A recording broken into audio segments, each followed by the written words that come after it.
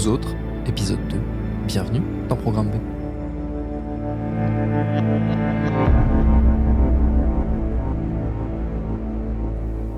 Moi, je sais que la vie, elle est pas comme on veut. On le fait avec ce qu'on a, nos capacités, nos moyens, etc. Et moi, je dis que la vie, elle est belle. Quoi qu'il en soit. Je m'appelle Kevin Ferrato, j'ai 21 ans et je vis au foyer Les Bourris. Dans ma vie, quand j'étais plus jeune, j'ai eu un parcours assez chaotique. J'ai grandi à Sénas, chez mes parents. C'était assez difficile parce que j'ai eu des troubles du comportement. J'ai commencé à parler qu'à l'âge de 4 ans. Après, j'ai développé des petits troubles de comportement avec des violences et, très difficiles pour moi. Je suis passé donc de la maternelle en IME, en Roque d'Enterron, je sais pas si tu vois où c'est. Au début, ça se passait bien. Quand j'avais 7 ans, je suis resté de 7 à 12 ans. Et quand il est venu du 11-12 ans, j'ai commencé à dégringoler. À cause de ma violence, de mon comportement et tout, on a dû me mettre en hôpital de jour. Parce qu'avec mes parents, ça se passait pas toujours bien, parce que des fois, ils me faisaient des choses pas trop gentilles, ça se passait pas très bien. Je provoquais, je faisais pas ça méchamment. J'étais petit, j'avais quoi? J'avais 12-13 ans, j'étais pas dans... Et après, un jour, donc, je suis allé à la carrière.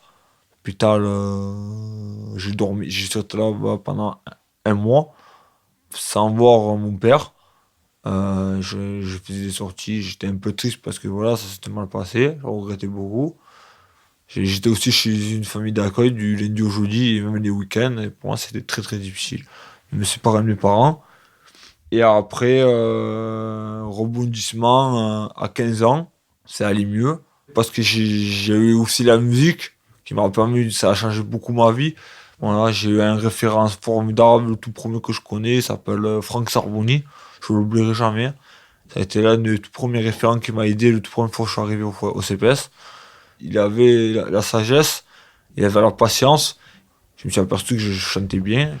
Et après, j'ai enregistré donc la toute première chanson de ma carrière, qui a débuté ma carrière. Accord perdu, de Grégory Le Marchal. Voilà. J'ai repris et j'ai fait un album, un CD. Je l'ai fait en revenant au CPS en IME, je l'ai fait écouter à Franck, et il était super content. Il était limite pratiquement à deux doigts, voilà, pas pleurer, mais il est content, émotif. Et après, en 2015, après que septembre-octobre, j'ai commencé à composer ma première chanson. En fait, un jour, Maud, une éducatrice qui faisait du chant, elle m'avait aidé à composer une chanson. Et en fait, cette chanson s'appelle Je me rapproche de mon père. Avant, je chantais, j'enregistrais tout court, en a cappella. Et après, j'ai appris à... En fait, il y a un éducateur qui m'a appris à jouer de la guitare. Alors, au début, je jouais de la guitare en carton. Et après, petit à petit, donc, comme je voulais une vraie guitare, que j'avais pas forcément les moyens de coûte cher, du coup, ils m'ont offert une guitare. Je joue sur la plus de la variété française. J'ai une chanson en tête que je peux vous chanter si vous voulez. C'est une chanson Mon passé composé. Mon passé composé de l'aventure, aventure citoyen de mon époque. Je m'en rappelle, cette époque légendaire, cette vie foutue en l'air. Parce qu'en fait, ma mère, c'est ma parolière. Et j'ai fait de la musique aussi, et j'ai fait de la musique avec ma famille. Donc en fait, je leur ai transmis ce que j'ai appris. En fait, j'ai appris à ma mamie le piano tablette. Après à ma mamie, j'ai appris un petit peu la batterie. Ça m'a permis en fait la musique de transmettre ce que j'ai appris.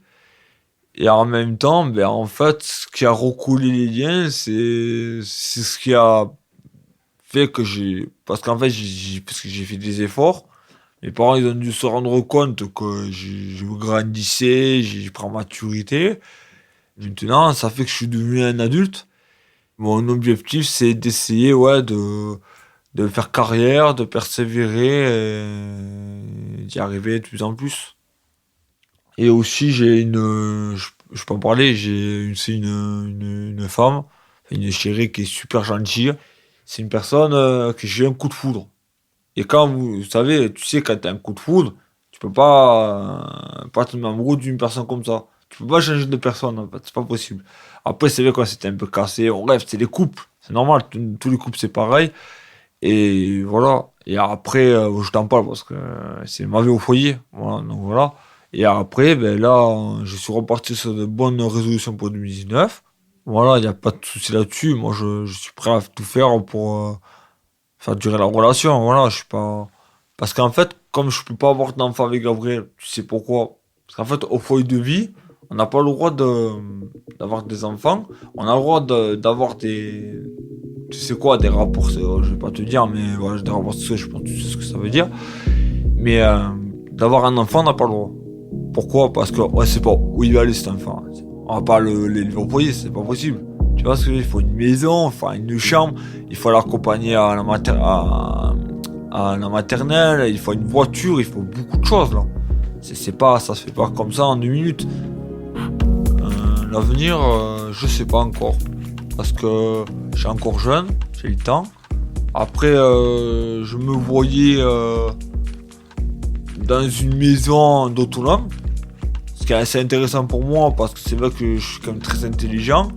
Et j'aurais bien aimé vivre ma vie, mais malheureusement, on peut pas faire ça comme ça parce qu'il faut, même avec des aides, ça suffira pas.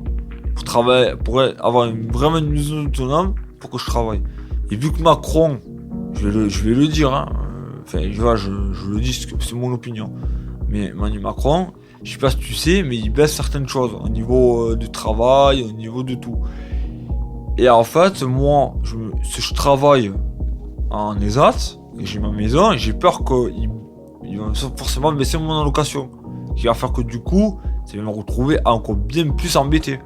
Parce que si je baisse mon allocation, que je gagne des sous par-dessus, mais que derrière, la balance qui fait que j'aurai pas les moyens locaux un jour ou l'autre de payer ma maison, je ne sais pas. En pas le plus du doute, je préfère rester comme je suis toute ma vie, et je suis très heureux comme ça. Mais je travaille, je me dis que travailler ici c'est bien. J'ai beaucoup changé, je tape plus, je fracasse plus tout. Voilà, je suis plus comme avant, je suis plus le même. Je suis devenu adulte, responsable, voilà. Franchement, c'est positif et c'est, voilà, je fais des progrès de jour en jour, j'arrive de mieux en mieux à l'heure. Voilà, parce que ma boîte aux gens, en fait, c'est d'arriver toujours un petit peu en retard. Alors, j'essaie de travailler ça au fur et à mesure. Je suis heureux. J'ai jamais été aussi heureux de ma vie. Et cette vie que j'ai menée, grâce à ça, j'ai évolué. Et c'est ça le plus important. Et voilà. C'était Kevin.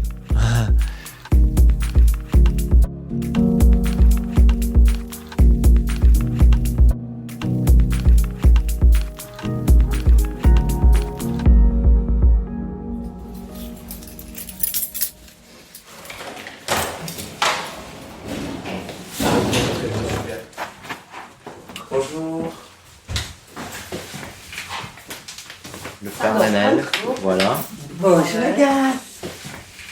Voilà Naël. Déjà. Tu veux que je te nettoie tes lunettes? Ah d'accord, Ça y est, c'est ça la y est, coquetterie bien ça. nettoyé. Je te les nettoie. D'accord. Bien, très bien. Très bien, il n'y avait rien, il n'y avait pas d'anomalie du tout. Pas d'anomalie, impeccable.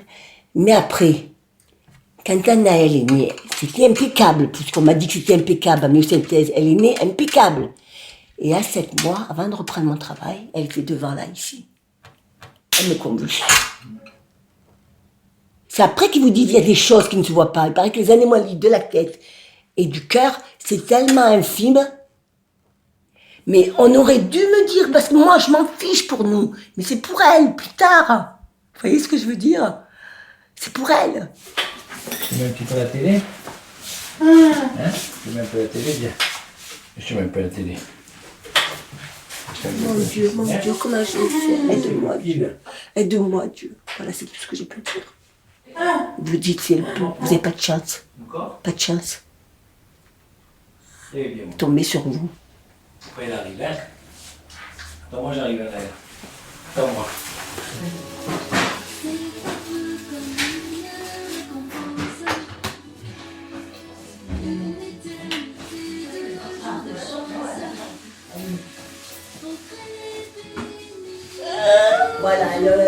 Non, il a trouvé l'école des femmes, il y a les petits-enfants qui chantent sur Internet. J'ai continué à travailler. Moi, je commençais le matin bonne heure. Mon mari aussi commençait bonne heure. Donc, elle était inscrite en crèche, elle. C'était à 7 mois, vous vous rendez compte, juste quand elle avait pas grand.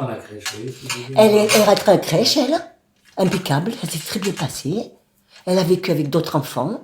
À ce moment-là, j'ai changé. Autrement que je travaille à la poste, moi, ils m'ont fait changer mes horaires. Je me suis mis à 80%. Je commençais quand elle partait, elle. Moi, je commençais à 5 Et je revenais à 1h, 2h, parce qu'après, il fallait la prendre pour l'amener à la Simone, pour le kiné, pour... Ça, on a voulu qu'on combatte sur ça, vous voyez. Après, je rentrais bonne heure pour m'occuper des autres enfants. Depuis l'âge de 25 ans, c'est mon combat. C'est notre combat, mon mari. Elle part vers 8h30. 8h30. Voilà, ils viennent la chercher. Comme toujours, hein. Depuis l'âge de 4 ans, voilà. Elle arrive vers 5h moins le quart à peu près. Elle arrive vers 5h moins le quart. Voilà. Elle fait des activités toute la journée. Là-bas, elle faisait des activités, elle faisait le kiné, elle faisait des jeux avec des le jeux. fauteuil. Oui. Là, ils leur font faire la danse, là maintenant, et tout ça. Au sol aussi, elle Là, au sol, oui, parce que, ouais. non, ils leur font faire beaucoup de choses. Hein, beaucoup de ça, les éducateurs, je trouve qu'ils font un bon travail. Ah, les éducateurs, tous les gens autour aussi, attention, le docteur. À tout le monde, à Noël, je fais un cadeau à tout le monde. Voilà. C'est vrai. Mais ouais, parce qu'ils ont tous. Je vous assure. Papa, il te prépare à manger? Il te prépare à manger, papa? Ah, ben vas-y alors. Oh, maman. Oh, maman, voilà. Voilà, maman. Quand on sort de la journée, parce qu'on sort avec elle toute la journée, hein, on va partout. Elle ne s'empêche pas de vivre. Vous voyez? Eh bien, l'hiver, on va se balader dans des trucs fermés. Là, en ce moment, c'est les terrasses du port, ou voilà, des trucs fermés. Sinon, on va à Cassis. Sinon, on va à Cassis, à Bandol, voilà. Dans la Saint-Marie, on journée. l'emmène un peu partout. Après, on s'arrête, on va dans un endroit, on mange, soit au restaurant, soit on emporte avec nous notre petite glacière. Après, on la repose, on lui baisse son fauteuil, on la repose 1 heure, et on repart, et on rentre. Tout à la dame, chérie. Tout, on lui dit à la dame. Tout. Vous voyez? Ben voilà, il te fait à manger, papa. Il n'a pas préparé encore. Elle est partie au centre, elle est partie au centre.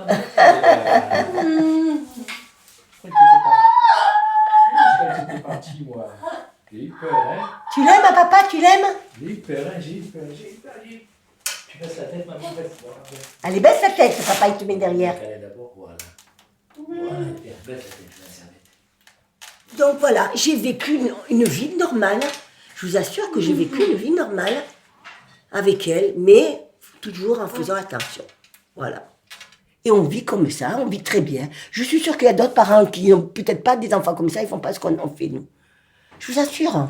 Comment elle dit, maman, quand tu es belle? Montre comment, quand elle te dit que tu es belle. Comment je te dis? Comment je te dis? Montre. Quand je l'habille le matin et que je dis, oh là là, que tu es belle. Allez, montre, n'aie pas honte.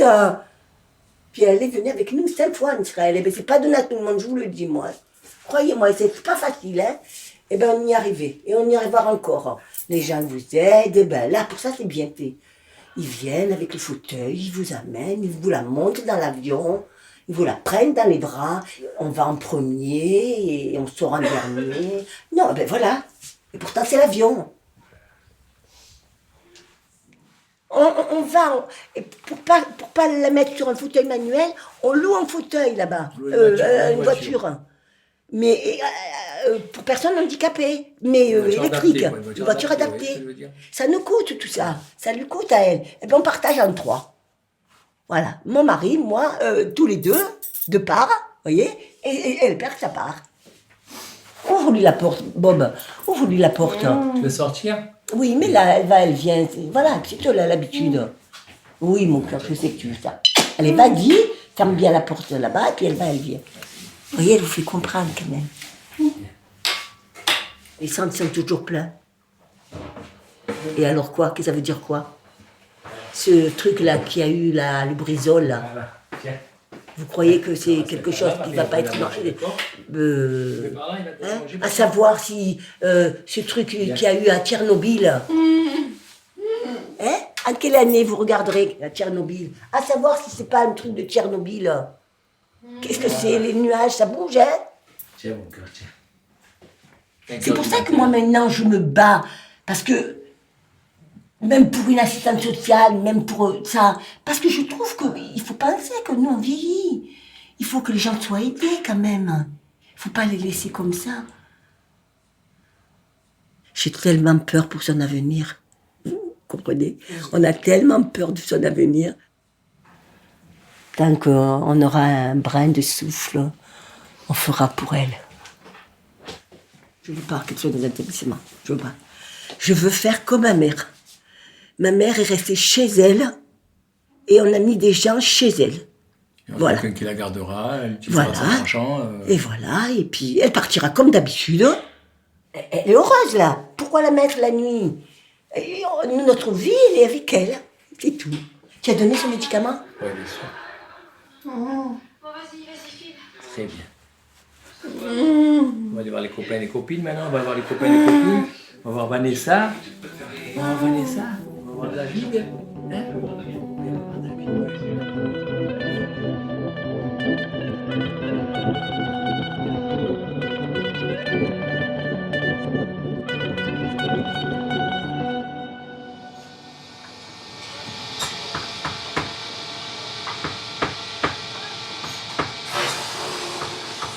On m'a dit, ah, ils sont beaux vos meubles. J'ai fait, oui, mais c'est pas Ikea, c'est Revêt de Bio.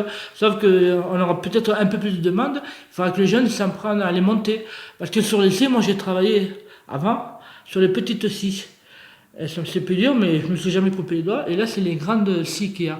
Donc c'est bien beau de couper, mais il faut être polyvalent dans l'atelier. Il ne faut pas que savoir couper, il faut savoir poncer, monter, qu'est-ce qu'il y a encore, visser, beaucoup de choses, la sérigraphie aussi, qui fait partie du travail.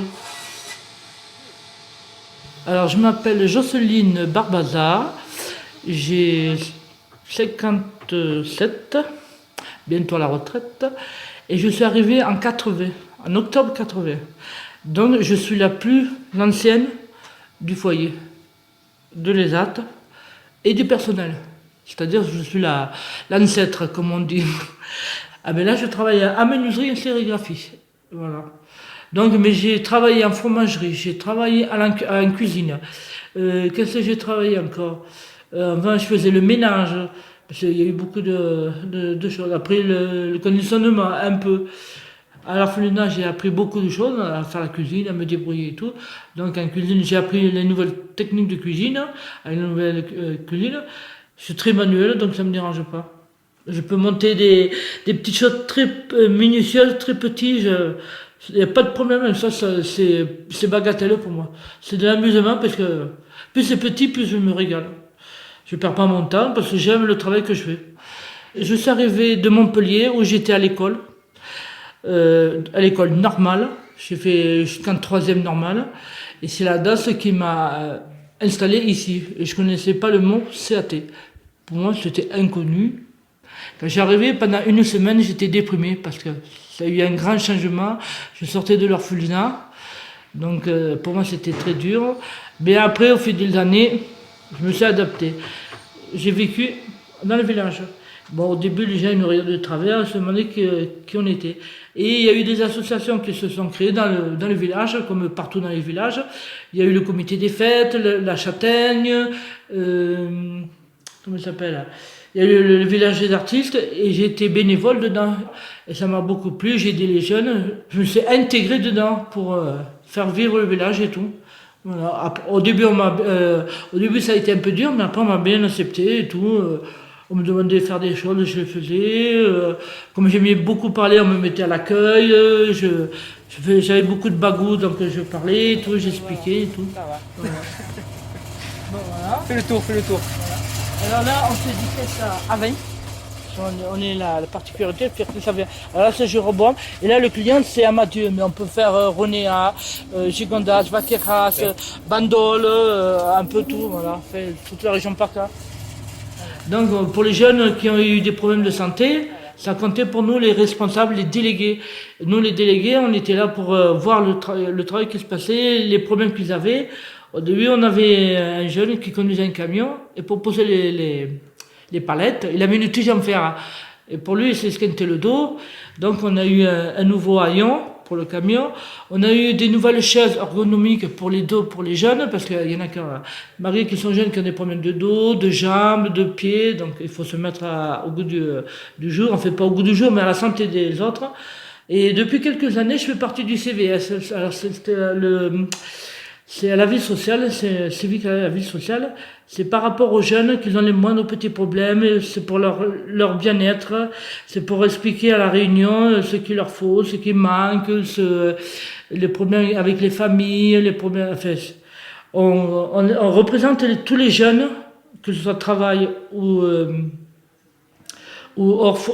hébergement. On est là pour aider, pour poser les solutions à la réunion. On a quelques jeunes qui sont à mi-temps. Il y en a qui sont thérapeutiques, ils ont la santé et tout. On en a une, elle est à l'arrêt, elle a un problème à la main. Elle est en menuiserie, ça lui va parce qu'elle peut faire fonctionner sa main, qui est paralysée. Elle peut la faire fonctionner. C'est meilleur kiné que le kiné, c'est cher. Mais là, elle travaille à la menuiserie avec nous, à la sérigraphie. Elle prend les choses, elle se débrouille, elle arrive tranquille. On arrive toujours à trouver des postes faciles. On en a un petit jeune, je ne sais pas si vous l'avez vu, il est trisomique. Donc il monte des cachettes, mais tranquille. Voilà, c'est pour ça qu'on a tous les cas. Donc il faut se mettre à la page aussi. Hein. D'accord, ils ont des problèmes, ils font leur rythme, voilà, chacun a leur rythme, c'est normal, il y en a qui ont des médicaments et tout.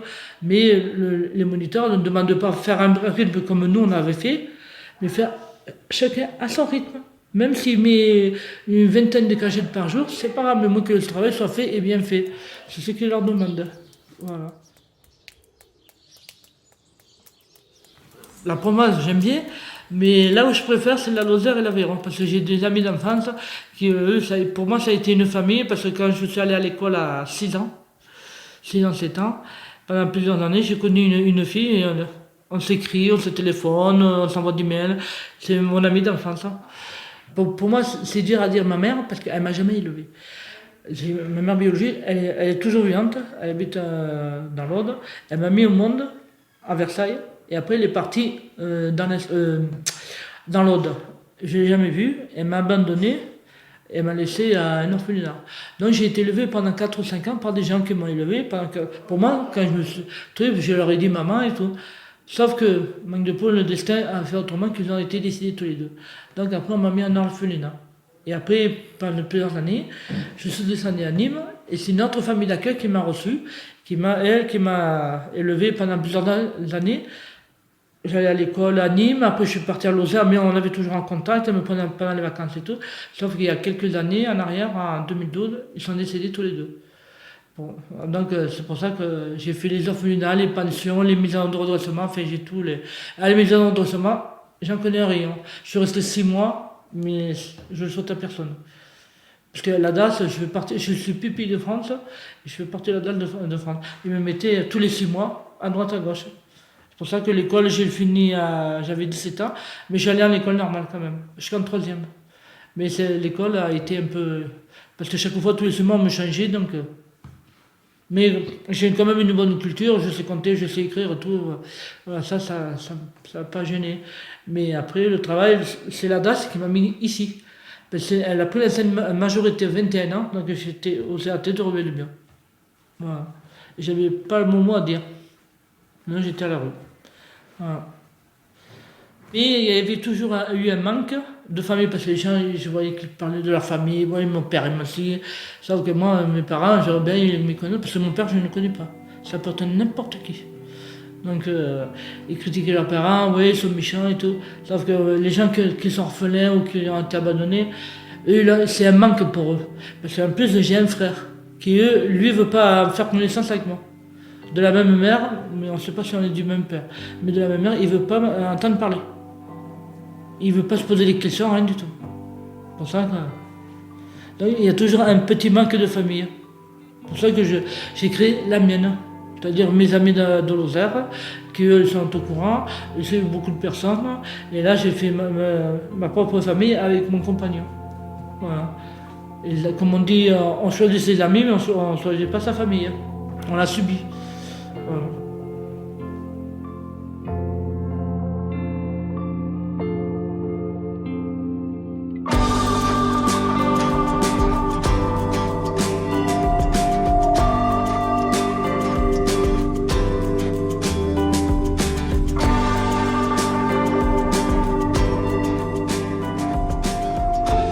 Maintenant qu'on a entendu tous ces portraits, Anne-Sophie, il y a un sujet qui est important et qui permet d'ouvrir la réflexion après ces témoignages, c'est le fait que dans les années à venir, vu la politique d'inclusion qu'on a mentionnée au tout début du premier épisode, et le fait qu'il y a une volonté de faire sortir de plus en plus ces personnes en situation de handicap ou de difficulté des espaces dans lesquels ils étaient souvent confinés et de les ramener dans la société, ça s'accompagne d'enjeux qui sont quasiment des enjeux politiques. Oui, complètement. Et pour les personnes qui sont dans les centres, puisque moi j'ai interviewé que des personnes qui sont dans les centres, mais il y a toutes celles autour. En fait, maintenant, depuis quelques années, mais c'est encore assez récent finalement, on essaie de les inciter à en fait être dans une position où ils puissent avoir déterminé en fait leur mode de vie, réclamer les droits qui sont légitimes pour eux et qui n'ont pas encore. On peut rappeler qu'en fait pour les adultes sous tutelle, en fait, il n'y a plus depuis 2018 de besoin d'autorisation du juge pour avoir le droit de vote, ce qui est quand même incroyable. Donc enfin, ces personnes peuvent voter comme elles veulent en libre conscience. Voilà, ce qui est un progrès, mais bon, ce qui est tout à fait récent. Et oui, finalement, la route est encore longue parce que pour sortir vraiment de cette conception des choses, c'est des personnes simplement fragiles qu'il faut protéger, voire cacher. Voilà, et en fait, c'est pas seulement ça, c'est des personnes qui ont des droits et qui doivent encore lutter pour les obtenir. Merci à Anne-Sophie Lebon pour ses explications et pour ses entretiens. Merci aussi à Philippe Pujol et à Solène Moulin qui a réalisé ces 2 épisodes de Programme B qui, comme vous le savez, est un podcast de Binge Audio préparé par Lauren Bess. Abonnez-vous sur votre appli de podcast préféré pour ne manquer aucun de nos épisodes, Facebook et Twitter pour nous parler. Et à demain pour un nouvel épisode.